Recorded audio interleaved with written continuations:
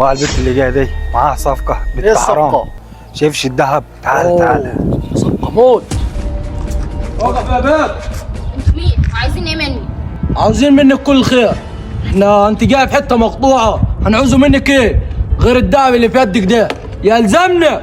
بالعربي كده نحن عاوزين الذهب زي ما قال لك، هناخد الذهب وهنتوكل على الله. مش هتجيب الذهب انت خسرانه، وهناخد الذهب برضه. اوعى كده سيب الدهب. هو انا ايه مش قادره اصرخ والم عليكم الدنيا؟ انتوا شايفين ان انتوا كده رجاله يعني؟ الله الله الله، والله عرفت تعلي صوتك. نحن رجاله، وفين الناس اللي انت بتقول عليها الم عليكم؟ جيب الذهب اخلصي احسن ما زعلك مني. لا هو مش بدماغك، علي الطلاق بالثلاثه. لما جبت الدهب ده لنتويه كهانه. والبول دي زي ما قلت لك يا واد عمي هنعبوه ميه عشان خاطر الناس لما تيجي تاخد لها شقه تلقى المكان نظيف. يا واد عم انت ليك النهارده 4 سنين من ساعه ما خدت الكومباوند ده في التجمع، وانت صارف اللي وراك واللي قدامك. ده انت داخل في 12 مليون. ما يعملش حاجه، طول ما احنا شغالين الفلوس بتجيب فلوس. بتجيب فلوس يا واد عم، بس مش للدرجه دي يعني. انت عملت فيه ده كله. وايه اللي بيحصل هناك؟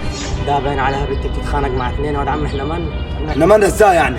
سيبك من الشغل دلوقتي، اهم حاجه نشوف البيت حتى لو خسرنا فلوسنا يا كلها. واد عم دول شغل بحر، احنا مالنا وماله. شغل بحر ولا قبل، احنا صعيده وما نقبلش على نفسنا كده. بس استهدى بالله، بس هم دقيقتين وهيمشوا. طب تعالى قدامي.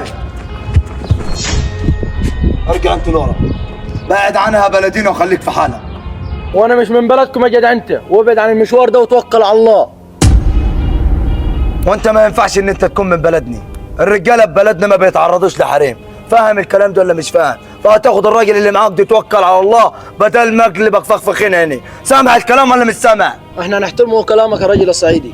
احنا لينا غرض واحد عند البيت دي، كانت شغاله معانا وسرقت الذهب وخدت بعضها ومشت. احنا عاوزين ناخد الذهب ونمشوا باحترامنا ولا اسلام قولك. زي ما قال لك كده بالظبط يا صعيدي، يعني احنا مش بنكدبوا عليه، هي سرقه الذهب. هو الحديث اللي هيقوله ده صح؟ والله العظيم انا ما خدت دهب. انا كل الفكره ان انا شغاله في محل ده وبعتني اجيب لي التشكيله المحل مش اكتر، وما اعرفش هم طلعوا لي منين اصلا. ايه قولك في الكلام ده يا مصطفى يا واد عمي؟ على رايك يا ولد عمي، احنا عندنا في الصعيد اللي يجي على مره بعتبره ميت. يا اسلام بس يا عم ده زي بعض يا اسلام. اثبت بالعمده.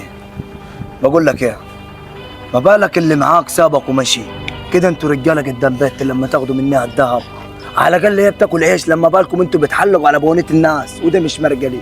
هات التليفون اللي في جيبك ده. زي بعض، انا اسف يا عمده. لاس هات التليفون اللي في جيبك. خد يا واد عم. بقول لك ايه، خده ويلم معاك الرتشات اللي قدام العماره، بعد كده ابقى سيبه عشان خاطر يتهدى. على رايك. ولو جيت تاني هنا هخلي بنتي زي دي اللي تضربك.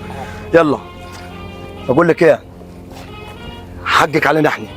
وبعدين لما تعدي في شارع زي دي ما تعديش بالدهب دي، لان بتوع الشوب